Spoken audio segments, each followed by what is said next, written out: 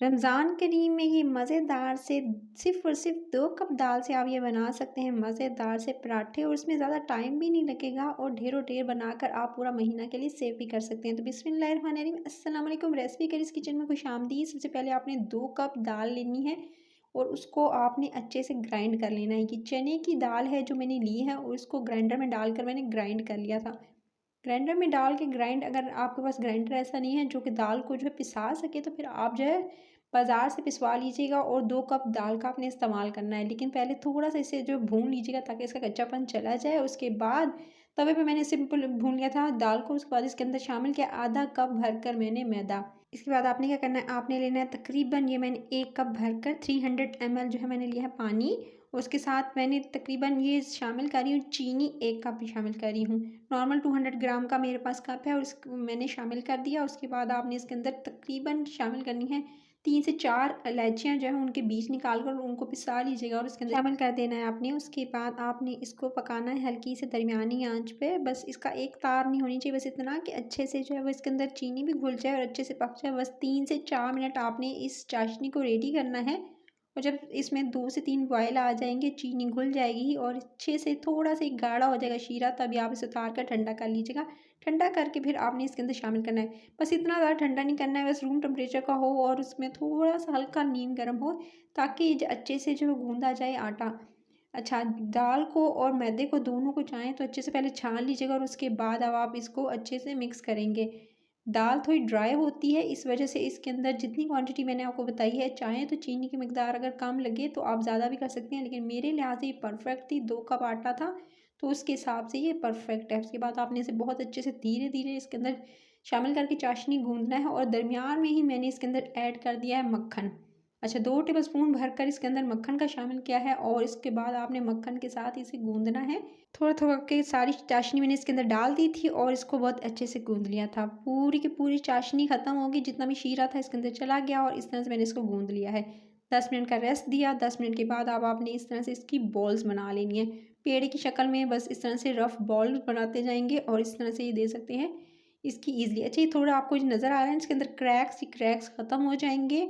हल्के-हल्के जो रह जाएँगे वो इस वज़ह से क्योंकि ये दाल के हैं, तो इस वज़ह से इसके अंदर हल्के-हल्के क्रैक्स रह जाएँगे, तो आपने परेशान नहीं होना है। ये देख सकते हैं मैंने सारे इस तरह से बॉल्स ये पेड़े से बना लिए थे। इसको कवर करके 10 मिनट के लिए छोड़ूँगी और उसके बाद अब आप इसने इसको बेलना है।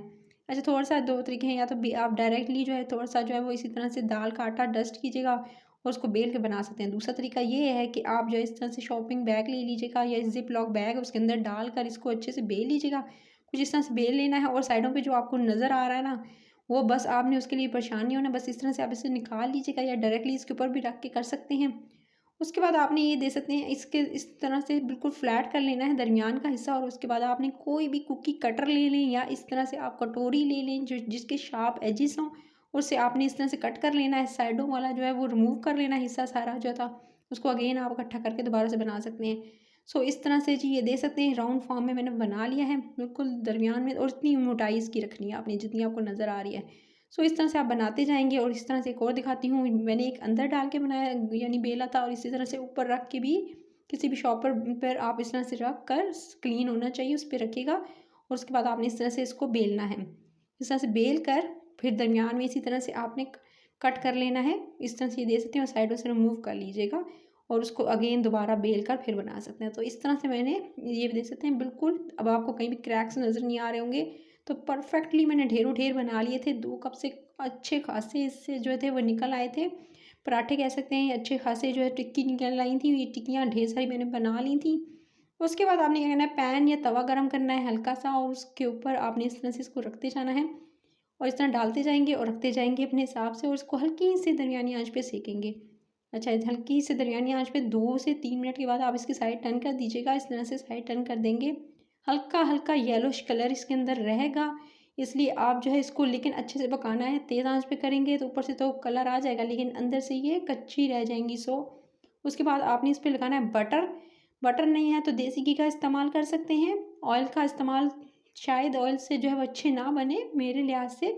आप जो है बटर या घी का इस्तेमाल कीजिएगा।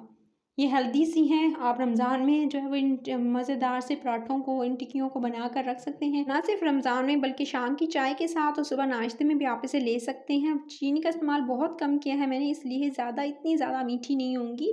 आप चाहें तो अगर बहुत ज़्यादा मीठा करना चाहते हैं तो और थोड़ी-सी चीनी ऐड कर सकते हैं। उसके बाद आपने इसमें से बटर लगाना है, इस पे अच्छे से दोनों तरफ से बटर लगाइएगा। दोनों तरफ से आपने बटर लगाकर आपने इसको सेंकना है, और ताकि हेल्दी सी, देखिए बटर से बहुत ज़्यादा हेल्दी हो जाएँगी और आप जो है ज़्यादा नहीं तो 1 से 2 तो खा सकते हैं। उसके बाद आपने जी इस तरह से इसको अच्छे से जो है वो दोनों तरफ से बटर लगाने के बाद इसको अच्छे से सेंकना है और फिर इसकी साइड टर्न कर देनी है। ये देख सकते हैं दोनों तरफ से अच्छे से कलर आ चुका था, एक तरफ से जो कलर आएगा तो आपने इसको साइड टर्न कर देनी है। और उसके बाद ये देख सकते हैं परफेक्टली 2 से 3 मिनट मैंने एक तरफ दिए, 2 से 3 मिनट दूसरी तरफ दिए, और ये इनका कलर देख सकते हैं। बस इसकी साइड टर्न कर लूँगी। बस जी ये बिल्कुल पक चुकी हैं। अब आपने इनकी दोनों तरफ से अच्छे से सेंकने के बाद अब आप इनकी साइडें भी देख सकते हैं, दोनों तरफ से अच्छे से कलर आ चुका था और येलो कलर इतना ही रहेगा। बस आपने बिल्कुल अच्छे से पका लेना है। बस इसको फिर इसको आपको निकाल कर इसको ठंडा करके उसके बाद आप किसी भी जार में इसको सेव कर लीजिएगा। कुछ ये हैं, कुछ ढेरों और मैंने बनाकर ऑलरेडी इसको सेव करके रख लिया है। जब चाहें आप इसे खा सकते हैं। ठंडा करके सेव कीजिएगा ताकि नमी ना आए जिस भी आप जार में आप इसे सेव करेंगे। सो ये आपको तोड़ के दिखा देती हूँ ये कितनी मज़ेदार हैं। तो आप इसी तरह से अगर रेसिपी अच्छी लगी है तो रेसिपी के चैनल को सब्सक्राइब, वीडियो को लाइक और शेयर कर लीजिएगा। वॉच मी लेटर पर सेव पे लगा लिया करें वीडियो। जब रमज़ान आएगा तो आप वॉच मी लेटर पे लगी होगी या सेव पे लगी होगी तो आप रेसिपी को देख सकेंगे और आप जब एंजॉय कर सकेंगे, खुद से बना सकेंगे, मुझसे ज़्यादा अच्छी बना सकेंगे। सो आपने ज़्यादा से ज़्यादा लोगों को शेयर करना है और साथ ही साथ रेसिपी के चैनल को सब्सक्राइब करना है। अपना ख्याल रखिएगा, फीडबैक ज़रूर दीजिएगा कमेंट सेक्शन में अपना। फिर मिलती हूँ नेक्स्ट वीडियो में। Take care.